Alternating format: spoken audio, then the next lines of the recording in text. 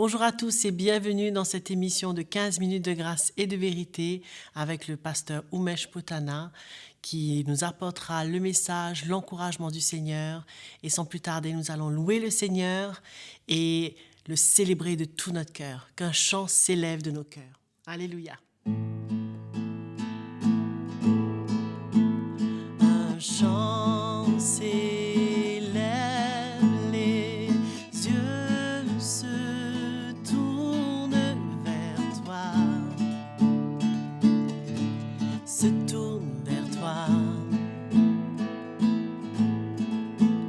L'espoir renaît, les cœurs soupirent après toi.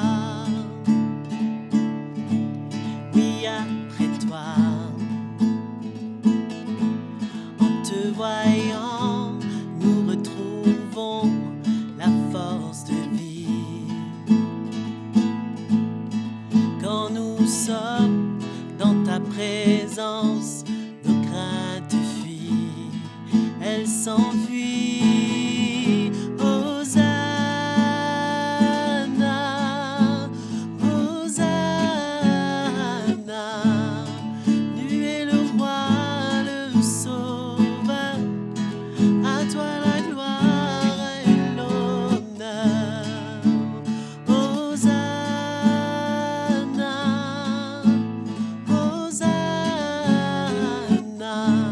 nous t'accueillons parmi nous, sois le bienvenu, ô Jésus. Hosanna, Hosanna, nous t'accueillons parmi nous, sois le bienvenu, ô Jésus. Alléluia. Allons accueillir la parole de Dieu et ouvrons grand nos cœurs.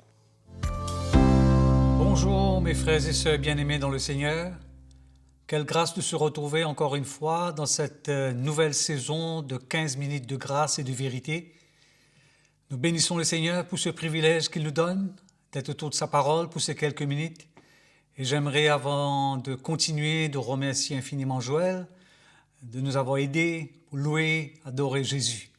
Amen. Et le titre de mon message débute comme celle-ci,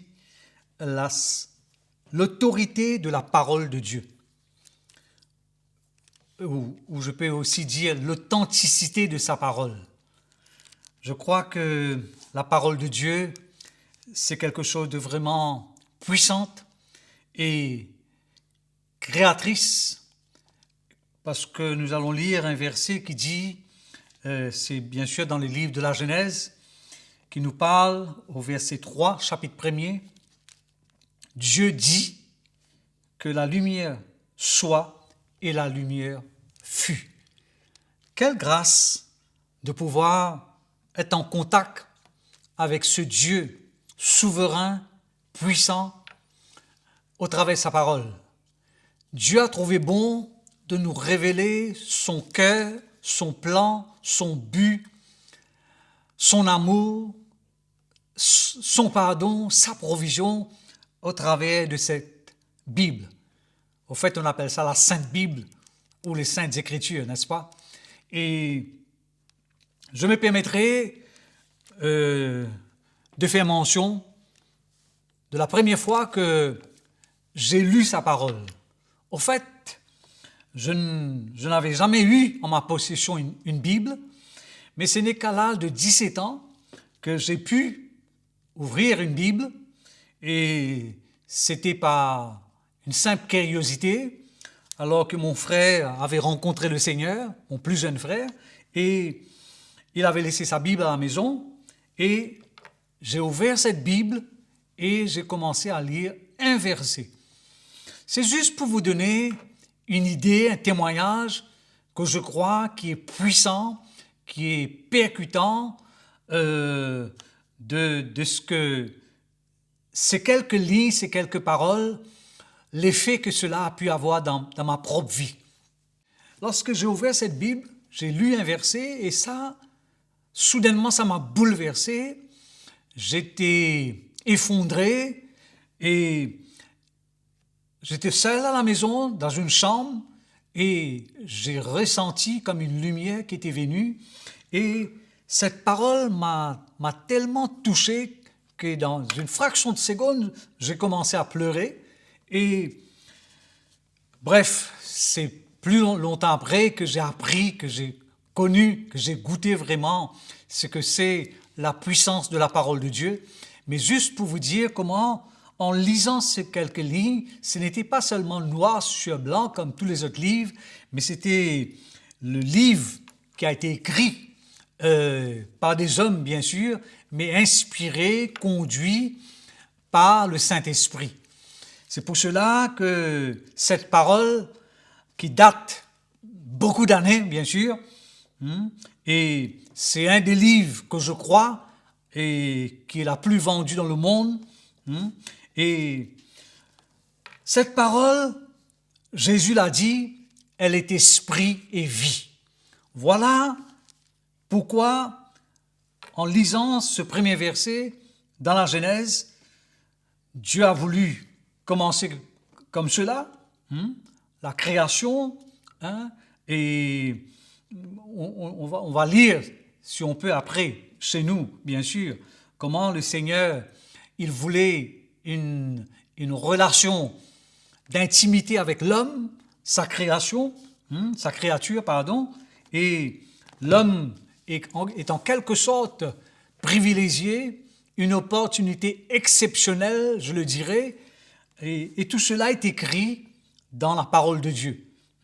Comme quoi le Seigneur avait un plan très spécial, un but divin, un plan constructif pour l'homme, parce que l'homme n'a pas été créé comme cela au hasard ou par accident, mais c'est Dieu qui l'a créé. Et quand on parle créer, Dieu n'a pas besoin de rien pour créer. C'est pour cela qu'il a dit, il dit et la chose arrive, il déclare et cela s'exécute.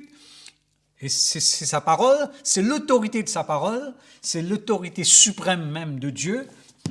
Et donc, nous voyons comment le Seigneur, il voulait que l'homme soit dans son cœur, fait cette expérience d'une révélation avec Dieu. Et nous voyons et nous constatons comment dans le jardin d'Éden, ce privilège, cette opportunité, cette grâce que l'homme, le premier homme bien sûr, avait cette proximité de pouvoir converser avec Dieu.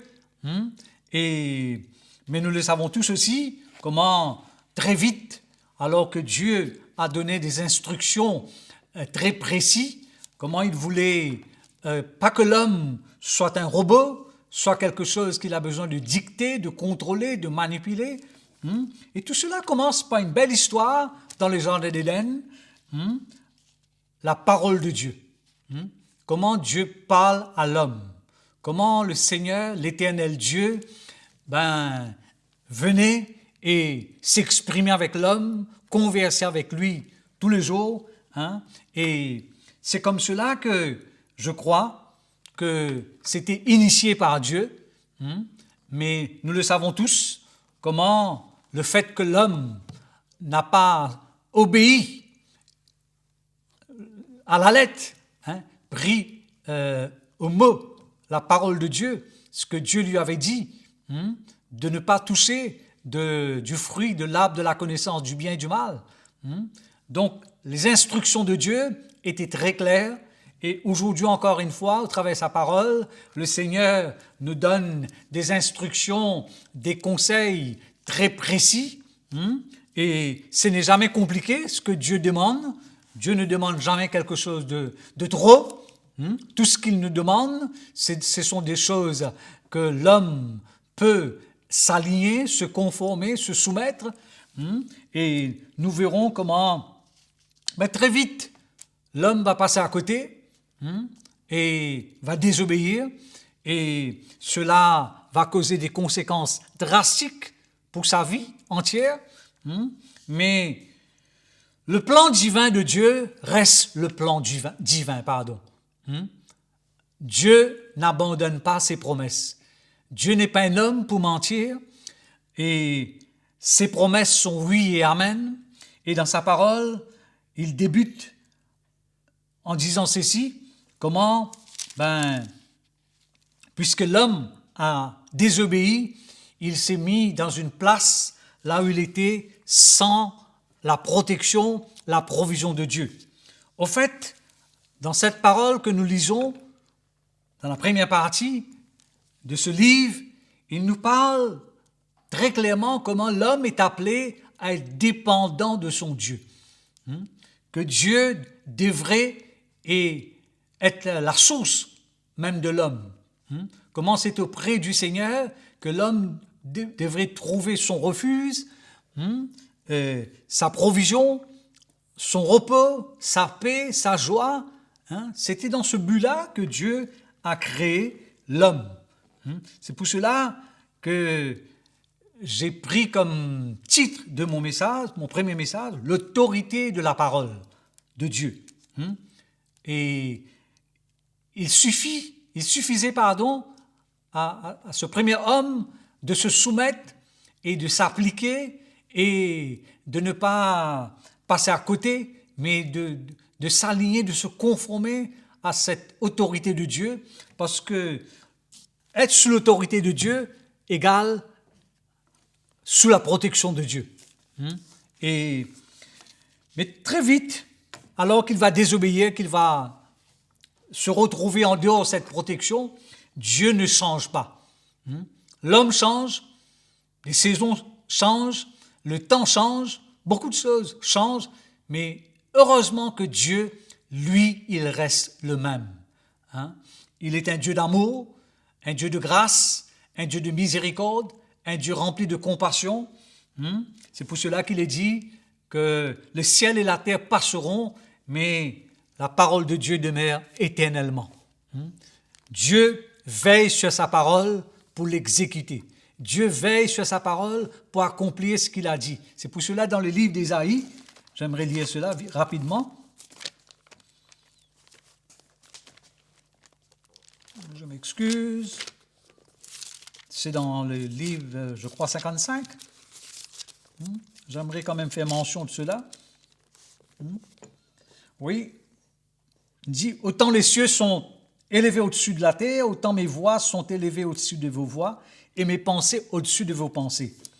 Comme la pluie et la neige descendent des cieux et n'y retournent pas sans avoir arrosé, fécondé la terre et fait germer les plantes, sans avoir donné de la sémence au semeur, du pain c'est lui qui mange, ainsi en est-il de ma parole qui sort de ma bouche.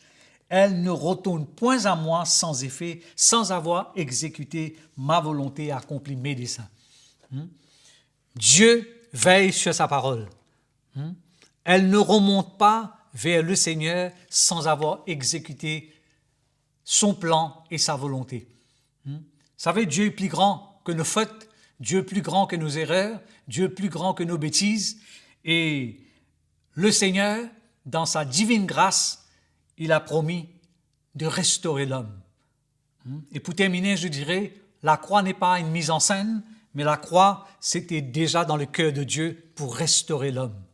Et donc, la parole de Dieu est authentique, la parole de Dieu est l'autorité de Dieu. Quand Dieu parle, la chose arrive. J'aimerais terminer pour dire que dans Osée chapitre 4, verset 6, il est dit « Faute de connaissance, faute de révélation, on périt. » Comme quoi qu'on a besoin que cette parole devienne une lumière, une révélation à notre cœur. Voilà, que le Seigneur vous bénisse et on se retrouve prochainement.